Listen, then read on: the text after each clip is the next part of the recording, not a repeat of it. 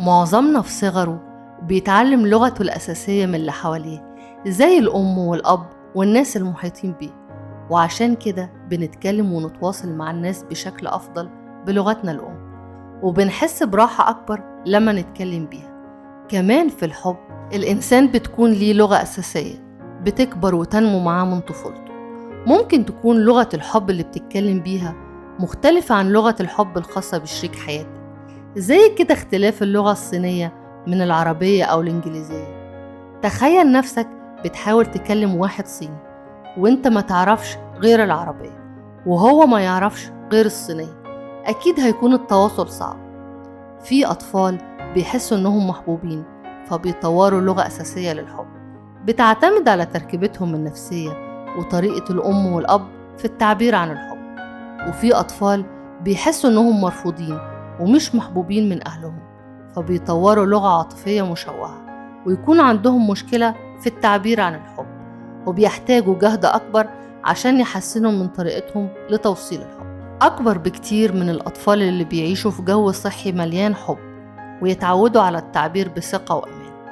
يعني الحب اللي الأطفال بيحسوا بيه في طفولتهم ويشوفوا أهلهم بيعبروا بيه بيأثر في طريقتهم في التعبير بعد كده.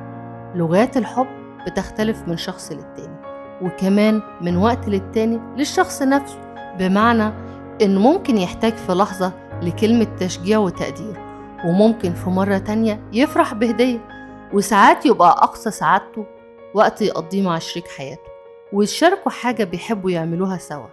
المشكلة إن كل واحد بيتعامل بلغته هو في الحب مش لغة شريك حياته وبيعبر بيها، مع إن ده ممكن ما يوصلش إحساسه ولا يشبع احتياج الآخر، فبالتالي يبقى فيه فجوة بينهم، لأن كل طرف عايز التاني يستجيب بطريقته هو ويفهم بلغته هو.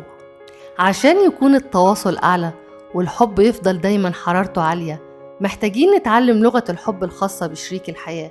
وقتها نقدر نعبر عن الحب بشكل يحس بيه ويتفاعل معاه. عشان نحافظ على الحب بعد الجواز ونقرب من بعض أكتر، محتاجين نتعلم لغات تانية للحب ونتقبل اختلافاتنا. محتاجين إن كل واحد يقدم خطوة ناحية التاني. الحقيقة إن ممكن جواز يتبني على الاهتمام والتقدير والتفاهم، فبالتالي ينشأ حب بين زوجين بعد الجواز وتكون حياتهم سعيدة، في حين إن ممكن علاقة جواز قامت على الحب تنهار مع الوقت، لأن الزوجين كسلوا يبذلوا مجهود يشبع احتياجهم للحب والاهتمام، وكل واحد أصر يعبر باللي يناسبه هو وتجاهل رغبات شريك الحياة. طول ما الزوجين بيشتغلوا بجد على علاقتهم ويطوروها هيحافظوا على الحب وعلاقتهم هتبقى قوية.